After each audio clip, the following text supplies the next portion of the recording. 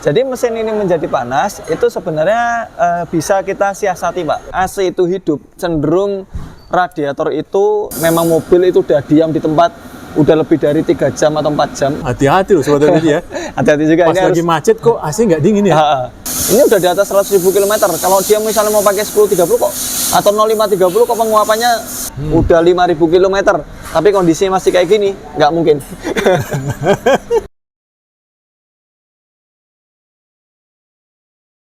Assalamualaikum warahmatullahi wabarakatuh Sobat Apedia dimanapun berada. Berjumpa lagi dengan konten-konten terbaru kita masih di edisi bulan Ramadan. Ya Mas ya? Iya Pak. Oke, berarti biasanya di ujung-ujung Ramadan seperti ini sudah banyak kawan-kawan yang melakukan pengecekan kendaraan ya. Karena mau akan ada perjalanan mudik kampung halaman. Bagaimana kendaraan Anda? Bila ada masalah silakan berkunjung ke bengkel A Motor. Insya Allah bisa kita selesaikan bersama di sini dengan kawan-kawan yang sudah memiliki pengalaman di beberapa brand. Apakah itu ada Mitsubishi, ada Nissan, Honda, Toyota, dan mungkin juga ada beberapa brand kayak Mazda ya. Baik Sobat Apedia, sebentar lagi akan masuk mudik ya. Di saat mudik ini kadang kita menemukan beberapa kendala terutama macet Sobat Apedia. Ya kan? Nah, kalau sudah macet, nih seperti apa nih?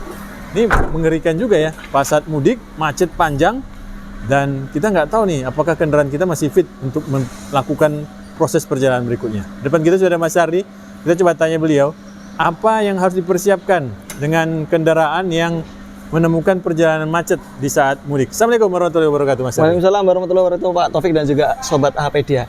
Yang nyembunyiin ini mana Pak? Batangnya ini Pak, kap mesin. Oh ini Pak. Biasanya di bawah, ini di atas. Ya Pak Taufik. Iya. Apa Pak? Baik Mas Ardi. Ini edisi Ramadan Mas Ardi. Iya, di Pak. akhir Ramadan ada beberapa kegiatan Sobat Apedia yang perjalanan ya. Perjalanan dari perantauan ke kampung halaman. Oh ya betul Pak. Bertemu orang tua ya kan. Dari Jawa ke Sumatera. Iya, dari Sumatera ke Jawa, dari Kalimantan. Bolak-balik gitu, Kalimantan, Bali, Sulawesi, Nusa Tenggara, Papua. Iya, Papua. Baik, Pak. Mas Ardi, begini. Kadang kan kita dalam perjalanan kita nggak tahu ya, tiba-tiba menemukan macet nih. Oh ya, naik pesawat Pak? Naik pesawat, ya nggak ada macet ya. Iya, ya nggak ada macet. Nah, ini perjalanan darat Mas Ardi. Oh iya. Ya kan? Nah, ketemu macet nih Mas Ardi. Ketemu macet ya. Kadang macetnya ini memang yang tidak disebabkan hal yang umum. Bisa jadi karena ada truk terguling gitu ya. Oh iya. Nah, sehingga badan jalan tertutup. Prosesnya lama ya kan. Nah, sampai berapa jam?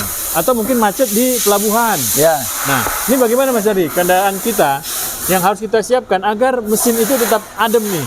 Matikan mesin, Pak. macet. Matikan mesin. Nah, orang di dalamnya bagaimana? Oh iya. Oke baik. Ya. Yang pertama kita harus tahu bahwasanya ketika ada konsekuensi Pak. Ketika kita mau berkendara sementara kita masih mau di dalamnya. Ya kan? Berarti kan di dalamnya ini kan orang ini kan wah panas ya kan. Kalau di luar tambah panas ya kan. Karena terik ya kan. Akhirnya harus di dalam kendaraan. Maka ada yang harus dikorbankan. Pertama, bensin atau bahan bakar. Itu pasti akan semakin cepat boros lah ya. Mobil nggak melakukan perjalanan tapi tetap hidup mesinnya kayak gitu. Nah, ini akan ada efek ke yang lainnya seperti oli mesin. Jadi mesin ini menjadi panas kayak gitu. Jadi mesin ini menjadi panas itu sebenarnya bisa kita siasati Pak. Salah satunya adalah dengan kita memilih oli mesin yang sesuai dengan speknya. Jadi mesin ini dia speknya apa? Misalnya dia speknya pakai 020 ya jangan pakai 1040. Dia speknya 020 dengan beberapa visco yang kekentalannya itu mungkin dia full sintetis atau mungkin ester dan sebagainya. Nah, itu kita pilih sesuai dengan mesinnya pokoknya. Jadi mesinnya itu pakainya olinya apa, standarnya apa, maka kita pakai itu. Itu pertama Pak. Terus yang kedua, kalau memang kita posisi di kemacetan dan kita menginginkan ada di dalam mobil, saran saya tetap AC-nya dihidupkan kayak gitu.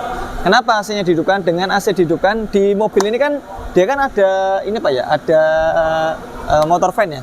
Ini kita agak susah ngeliat motor fan-nya Pak. Motor fan di mana? Depan? Iya, anggap aja di sini. Nah, itu motor fan. Motor fan ini atau kipas yang ada di area depan sini, itu dia ketika AC dihidupkan, maka dia akan mendinginkan setidaknya bukan hanya kondensor yang didinginkan, tapi juga radiator didinginkan. Makanya ketika AC itu hidup, cenderung radiator itu suhunya ya Pak ya, yang kalau kita pantau menggunakan scanner, itu rata-rata di bawah 99. Jadi bisa di 92, bisa di sampai dengan 97 rata-rata. Kalau AC hidup? Kalau AC hidup. Wah. Nah, gitu. Kenapa? Kadang-kadang malah 80-an kalau dia posisinya jalan pelan lah ya. Jalan pelan itu kan berarti kan water pumpnya tersirkulasi lebih cepat dibandingkan dengan idle.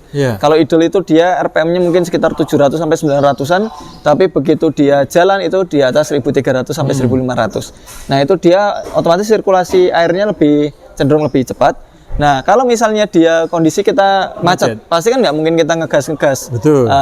Ini kan Pak, mesin kan Pak? Akhirnya dia kondisinya idle. Kalau kondisinya idle seperti itu, misalnya kita tanpa AC, maka tergantung switch yang memicu motor fan-nya itu menjadi hidup, atau switch temperatur. Switch temperatur itu kadang-kadang dia memicu motor fan-nya itu hidup di suhu beberapa ya, mobil ada 93, ada kalau Evalia Livina ini 98. Nanti ketika dia sudah nyala seperti itu, nanti beberapa detik mungkin 30-40 detik itu suhu akan turun ke 92. Kalau misalnya motor fan-nya itu hidup dengan speed low. Nah, kondisi AC dihidupkan, motor fan pasti hidup. Kenapa? Proses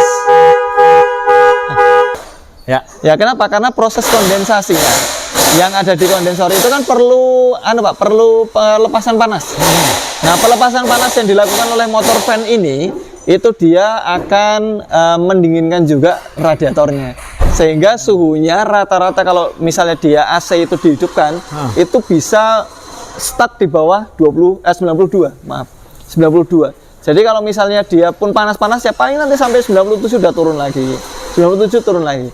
Beda kalau misalnya dia kondisinya nggak ngidupin AC, AC mati, berarti kan motor fan untuk AC itu tidak memutar. Kalau nggak mutar ya dia hanya mengandalkan temperatur yang ada di mesin. Jadi ada switch temperatur di sana yang dia bisa hidup di 97. Nah, nanti kan dia kan akan menunggu temponya Pak. Temponya akan menunggu. Efeknya nanti gini Pak. Kenapa kita bicara ke temperatur mesin? Efeknya nanti kan oli mesinnya. Jadi proses pendinginannya yang dilakukan oleh oli mesin ini itu dia cenderung lebih berat kalau misalnya AC-nya nggak dihidupkan. Jadi kalau pas posisi mesin idle, kondisi kemacetan, yaitu ya tetap aja hidupkan AC saja. Ya memang tadi pertama kita sudah bilang di awal, BBM-nya akan terasa lebih turun. Gitu. Tapi kenyamanan yang didapat kita di dalam mobil nyaman karena AC-nya dingin, yang di area mesin itu cenderung lebih konstan suhunya. Jadi bermain di angka tadi di bawah pasti di bawah 97 lah pasti. Bisa kita pastikan. Kayak gitu Pak Taufik. Jadi ada dua yang Mas sampaikan, bahwa yang pertama tadi adalah oli. Salah pemilihan oli ya. Betul. Yang kedua tadi adalah cara mengatasinya dengan menghidupkan AC. Kayak gitu. Nah, tapi juga ada yang dikorbankan juga, seperti magnet AC-nya itu dia lebih cenderung putus nyambung. Karena kan kondisi mesin idle itu kan tingkat dingin di evaporator kan pasti tercapai Pak. Meskipun dia hanya idle ya, tapi dia tercapai. Ketika dia tercapai maka magnet AC akan lepas. Beberapa mobil yang kayak misalnya X-Trail Serena T32, X-Trail T32 Serena C26 itu kan dia sudah menggunakan valve di kompresornya. Meskipun dia magnet AC itu dia nggak rilis, nggak nyambung, tapi di sana ada ininya Pak, ada solenoidnya. Tapi kan justru magnet AC-nya kerja terus, muter terus. Nah, itu dia cenderung magnet AC yang kalah. Maka solusi terbaiknya adalah selain kita misalnya kalau misalnya mau mendapatkan suhu yang sejuk di dalam kabin, maka bolehlah sesekali misalnya kalau memang mobil itu udah diam di tempat udah lebih dari 3 jam atau 4 jam itu dimatikan saja. Matikan saja, tunggu setengah jam, 1 jam sambil buka jendela, sambil ngirit bahan bakar ya kan. Baru nanti kalau misalnya dirasa sumuk atau gerah itu lagi. Kayak gitu Pak. Itu dilakukan secara bergantian saja, berkala. Baik. Gitu. Nah, untuk pemilihan oli, ini kita kembali ke oli nih ya. Oli Pak. Nah, kalau untuk pemilihan oli sendiri Mas, kan tadi Mas bilang melihat dari standar yang di mobil ya. Iya. Nah, kadang kan mobil ini sudah berusia tua nih. Kan sudah lebih dari 10 tahun mungkin nih. Apakah kita masih ikut standar? Oke, tergantung Pak. kilometernya berapa. Oh, 10 tahun nanti kalau misalnya baru 30.000 kilometer pakai standar. Oh, pakai Tapi kalau misalnya dia memang kilometernya udah di atas 100.000 dan beberapa kita temukan misalnya penguapannya kok cepet banget. Kayak mobil-mobil Evalia misalnya yang ada di samping kita. Ini udah di atas 100.000 kilometer. Kalau dia misalnya mau pakai 1030 kok atau 0530 kok penguapannya ini ya cepet banget ya. Maka bisa kita downgrade. Jadi bisa pakai 1030 atau 1040. Jadi kondisi panasnya itu kita kenalin, nggak apa-apa. Kayak gitu, aman. Baik. Nah, berarti pemilihan oli ini sangat penting sekali ya. Penting. Tapi tidak secara langsung kan Mas Ardi ya? Oh, enggak. Pada saat macet kita ada efek ke dalam mesin kendaraan, nggak ada? Enggak, bukan ya? Bukan. Jadi bukan seperti itu. Jadi kalau misalnya rata-rata Pak, kondisi macet itu yang kena itu yang tadi kita udah sebutkan ya. Magnet AC itu karena dia sering ini, motor fan itu sering kena. Kadang-kadang gini, saya udah ngikutin sarannya Mas Hardi, tapi kok tahu-tahu AC-nya lama-lama jadi nggak dingin. Nah itu bisa dicurigain motor fan-nya jangan-jangan mati. Oh iya, hati-hati loh sobat Hardi ya. Hati-hati juga. Pas ini lagi macet kok AC nggak dingin ya? Harus ditanda kutipkan. Misalnya dibuka, ternyata motor fan-nya hidup. Motor fan-nya hidup berarti bisa jadi magnet AC-nya dia nggak fungsi, itu juga bisa. Atau mungkin terjadi frost. Frost itu beku. Jadi saking dinginnya magnet AC-nya nggak lepas, nggak rilis, atau mungkin solenoid yang di kompresornya itu dia nggak bekerja nutup buka jalur freon. Yang terjadi di sini Pak, ini adalah selang low pressure-nya, itu dia beku. Jadi dia timbul bunga es. Jadi kayak es batu gitu Pak. Nah itu misalnya dia di sana nggak dingin, buka kap mesinnya ternyata di sini ada bunga esnya, maka yang terjadi ngefrost. Kalau ngefrost gampang. Diapain Mas? Tombol AC-nya pencet. Jadi tombol AC-nya dipencet atau selektor yang mengarah kepada temperatur itu di off-kan.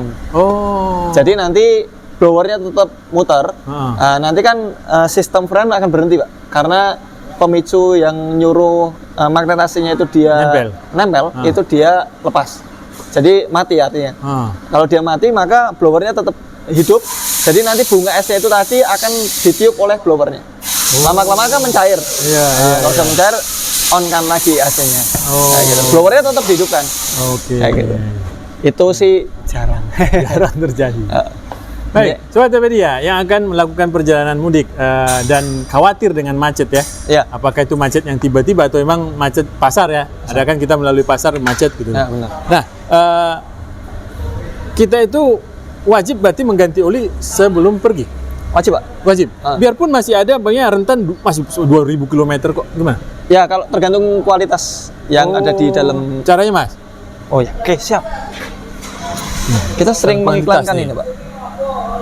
Nah, ini adalah warna oli baru. Warna favoritnya. Warna favorit, betul. Ini warnanya emas soalnya Pak. 3 juta 1 gram. 1 gram. Nah ini warna favorit Mas. Jadi ketika mobil dengan kondisi seperti ini, meskipun dia sudah berjalan, sudah berjalan 3.000. Ya. Tapi dia kondisinya masih kayak gini, teman-teman bisa terusin sampai 5.000 kilo. Kayak gitu. Atau mungkin dia sudah hitungannya udah 3 bulan, udah 5.000 kilometer, tapi kondisinya masih kayak gini, nggak mungkin. Warnanya pasti hitam Pak. Warnanya pasti hitam. Tapi misalnya teman-teman dapati kok dilalah udah waktunya terus warnanya masih kayak gini, teman-teman masih bisa pakai. Sampai kapan? Sampai usia pemakaian 6 bulan. 6 bulan. Nah, 6 bulan. Jadi kalau udah 6 bulan dia ibaratnya oksidasinya udah ini banget ya, udah mepet banget waktunya ya. Itu sebaiknya diganti meskipun warnanya masih keemasan. Jadi penting banget memperhatikan kapan saya terakhir ganti oli ya. Misalnya ragu-ragu dan dicek warnanya udah kehitaman, ganti aja. Tapi kalau misalnya ragu-ragu terus dicek warnanya masih gold seperti ini, teman-teman bisa pakai buat PP. Jadi, masih bisa PP nih? Masih bisa PP. Tergantung PP-nya mana dulu tapi. Medan Jogja? Nah, Medan Jogja masih berani. Berani? Medan sini kan berapa Pak? 2.300. 2.300. Berarti kan kalau PP masih 5.000. Dengan warna kayak gini masih berani banget. Oke. Gitu. Yang penting intinya adalah kita senantiasa kalau punya mobil ya perhatikan kapan jatahnya ganti oli. Yaitu setidaknya 3 bulan, maksimalnya 6 bulan. Berarti tidak harus ganti oli kalau kita mau mudik ya? harus dengan syarat yang tadi itu ya. cek tadi, Cek, cek ya. kondisinya, terus kita bisa pelintir-pelintir kayak gini, misalnya dia di pelintir kayak gini kok ada keset-kesetnya ya, atau mungkin tercium bau gosong, atau mungkin malah ciri khas olinya nggak tercium sama sekali, berarti itu udah jelek, oksidasi, maka harus diganti. Baik, terima kasih Mas Ardi. Siapa? Gitu, sudah Pak. berbagi informasi. Semoga dengan kita. teman-teman yang mau mudik diberikan keselamatan, Amin. bertemu dengan keluarga, Amin. mendapatkan rezeki yang luas, Amin. umur yang panjang. Amin. Amin ya rabbal alamin. Salam warahmatullahi wabarakatuh.